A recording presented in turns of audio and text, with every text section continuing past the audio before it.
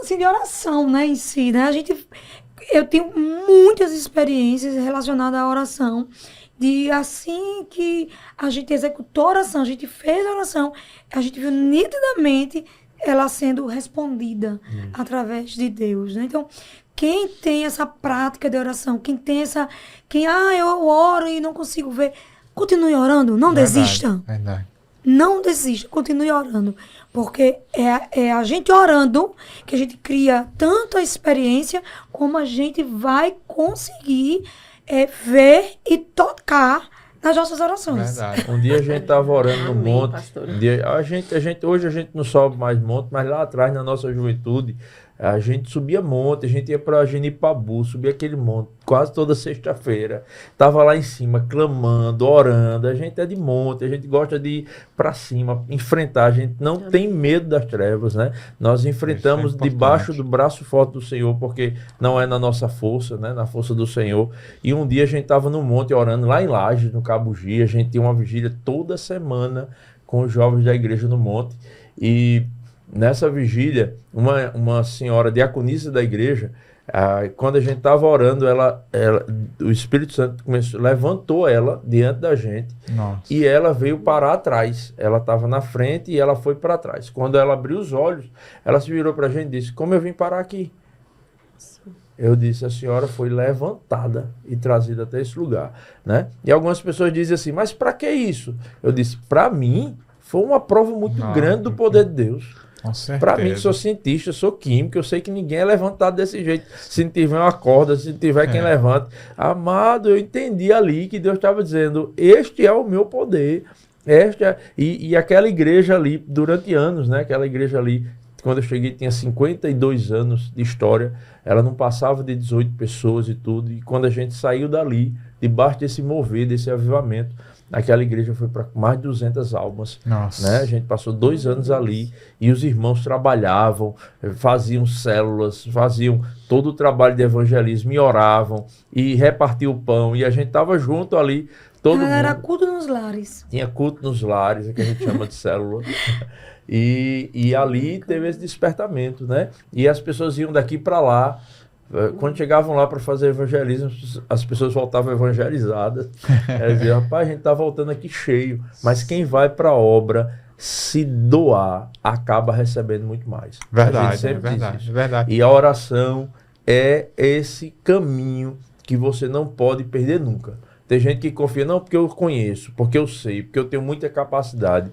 Se não tiver oração, você não vai a lugar nenhum. Verdade. Até porque, né, pastor, tem a oração que é atendida na hora e tem a oração que dura um tempinho para ser atendida, né? Isso. Então, muitas vezes eu já passei por isso também, de receber na hora. Orar hoje e amanhã eu digo muito, Marquinhos, já ter acontecido. Eu digo muito que eu gosto muito dessa expressão, que a oração não move a mão de Deus. Eu digo que a oração nos move para o lugar onde está a mão de Deus. Verdade. Às vezes a gente demora muito, porque a gente demora a se encaixar ali, naquele lugar onde Deus quer que a gente esteja. Então, quanto mais a gente ora, não é que a nossa oração vai amolecendo Deus, né? A gente vai orando e vai amolecendo. Não, a gente vai orando e a gente vai entendendo que a gente também precisa fazer parte daquilo. E daqui a pouco a gente é conduzido pelas nossas próprias orações para o lugar que Deus quer que a gente esteja, que é o lugar onde Ele derrama a bênção dele, né? Verdade. Por isso que nesse versículo Paulo ensina isso. Diz: antes de vocês ficarem pedindo e tudo, ficar se lamentando, façam orações, façam súplicas com ações de graças. Né? Aí ele está ensinando exatamente esse caminho. Vá para esse lugar. E não cesse de orar, né? Não cesse. Não cesse de orar. Sempre Orar oração. sem Isso é cessar. importante. O senhor falou uma coisa muito importante, pastor, que quando a gente faz a obra, né, com amor e de coração, né, Deus ele nunca deixa faltar nada. Né? Verdade. E nós passamos por isso, né, nós passamos por isso lá na Sara, né, quando a gente foi enviado como missionários, que nós abrimos uma igreja, né? Sim. E a gente abriu sem nada, sem ter nada, né? Nós falamos só fé. Era o suficiente. Só fé, nós só Era mais do que o suficiente. Você já tinha isso tudo, cara. Falei: amor, vamos embora, né? Se é o chamado de Deus, então vamos embora, né? E Deus nos levou. Foi uma experiência, abrimos a igreja, assim, foi uma experiência maravilhosa, né? Porque cavar o poço não é fácil, não é para qualquer um. É. Não é. É uma missão séria, árdua, mais inexplicável, né, amor? Verdade, verdade. E A nós gente tinha muito amor pelo que a gente fazia. E mesmo que falte, porque a gente fala assim que não falta nada, eu vou ser bem realista assim, para que você entenda. Falta, olhando, falta. Às vezes você quer comprar um sanduíche, não tem o dinheiro. Às vezes você quer uma cadeira, comprar para a igreja, não tem, né? Falta. Mas essa falta, ela não faz falta. É, verdade. É uma falta que não faz falta, né? Eu e Patrícia, a gente vivenciou, assim, como vocês também, momentos assim que a gente olha e diz, isso aqui, a gente poderia ter isso. Ok, mas não tem agora. Mas um dia Deus vai nos dar, né? E a gente vai crescendo, porque até Paulo diz, eu sei passar por tudo, eu sei ter muito, como também sei ter nada, né? Nada, Então, mas em tudo eu posso naquele que me fortalece. Essa é a pegada da caminhada, sabe?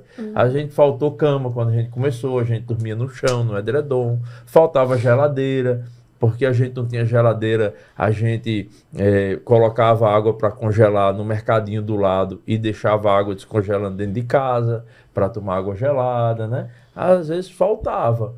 Mas essa falta não tirava o nosso brilho, nossa alegria, nosso fervor. De jeito nenhum. Né? De jeito nenhum. Eu até porque também isso já mostra até para essa nova geração, né?